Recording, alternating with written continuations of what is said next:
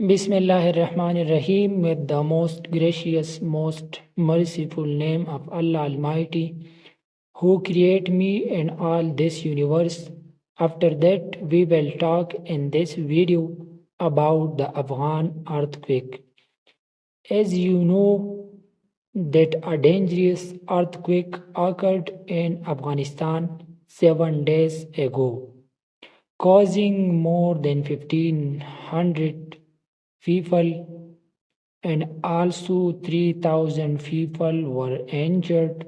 So I demand from all the Muslim world that this to help with Afghan brothers and be support for it.